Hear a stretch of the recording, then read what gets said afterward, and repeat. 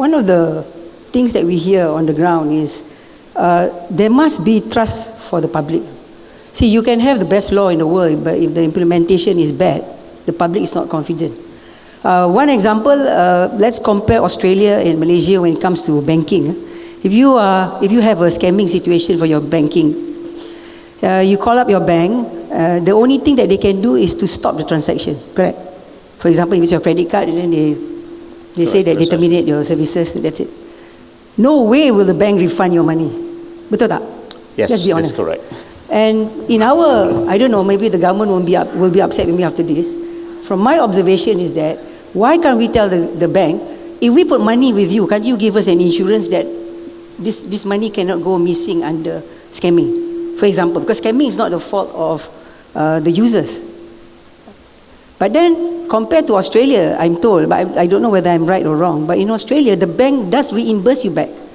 Maybe the first or the second time that you get to be scammed, but the third time maybe they will investigate further. But in our country, I'm told that the bank, it says, well, you keep your money with us, but if it goes missing, it's not our fault. We can only stop the transaction. I mean, the representative PDRM is there, kan? So if you're a scammer, what you do is that you keep moving the money in a fast-paced account. You move from one account to another. Impossible for the bank to refund, because the bank will say the money comes in, the money goes out. So what I'm trying to respond to MCMC is to say that everybody goes after MCMC, expecting MCMC can be the big brother to protect them, to defend them. But at the end of the day, MCMC now is pushing the responsibility to the platform providers. So what I'm trying to submit here in conclusion is that the rakyat is feeling that they are being victimized. So if the law is out there and the enforcement agencies are there, it has to respond in a very fast pace for the public, for the rakyat. Then only the confidence is there. If not, continuously you'll be the victim, because when you go to MCMC, I'm told sometimes you have to wait for MCMC to come back to your inquiries. And we hear stories on the ground. You go when you have a situation of, for example, you're being victimized, do you go to the police or you go to MCMC? Sometimes when you go to the balai say, can you go to MCMC? And then you go to MCMC say, can you go to the balai? And this is why the rakyat gets very upset with the government. You're supposed to solve our problem. So I'm sounding as if I'm opposition, right? But I'm just saying generally, whatever law for the government for us to create, our biggest challenge is the implementation and the fast pace. It is not the law. It is basically the public themselves. So now everybody's asking, should we keep our money in our house? Don't keep in the bank. Because the bank doesn't want to give back your money. But is it the fault of the...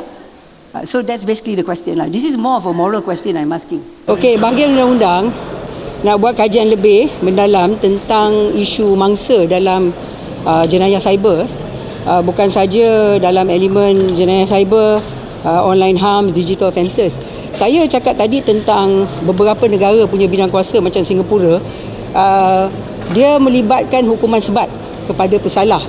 Kita ni hanya kena denda dengan hukum penjara. Jadi kajian tu yang kita akan buat lah.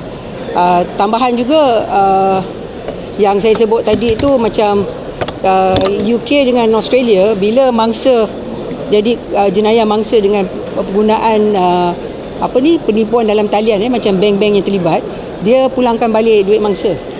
Negara kita, bank negara belum membuatkan keputusan tersebut, tetapi dalam kajian ni, kita nak buat kajian ni supaya kita dapat tengok beberapa negara apa jenis hukuman ataupun jenis elemen kepada mangsa. Yang banyak ada sekarang ni, undang-undang kita ni menghukum kepada perpetrator, pelaku. Undang-undang kita banyak kepada pelaku. Mangsa banyak dia tak ada apa, kecuali dia buat laporan, lepas tu kadang-kadang duit pun tak dapat balik. Itu yang kita nak kaji semula lah, elemen ini. Itu sajalah kenyataan saya. Dia dalam kajian lah, kita tengah buat kajian. Bahagian hal undang-undang. Pasal undang-undang kita ni banyak kepada pelaku. Macam tadi dia bentang kan, bahawa kanun keseksaan, bahawa criminal procedure code, dia banyak pada pelaku. Tapi yang jadi mangsa ni, kalau kita tengok, tak ada apa kesan. Selalu mangsa habis macam tu je lah. Itu yang saya rasa kadang-kadang masa dalam perbahasan rang undang-undang jenayah cyber tu, minggu lepas tu, ahli parlimen pun banyak menimbulkan isu tentang mangsa. Dan kadang-kadang seolah-olah kalau kerajaan terlampau fokus kepada institusi seperti bank, institusi banyak mendapat perlindungan. Pelaku pun dia ada undang-undang, tapi mangsa selalu tak banyak undang-undang. Ini yang kita nak buat kajian. kajian saja saya belum buat kata putus lagi. Okey, ada lagi? Tak ada? Kajian ni tengah buat lagi. Tapi kalau kita simpan duit dekat Australia dengan UK, kita jadi mangsa, dapatlah duit balik. Kat Malaysia tak dapat duit balik. Itu kena buat kajian lah kenapa. Mungkin sistem insurans mereka kan. Itu saja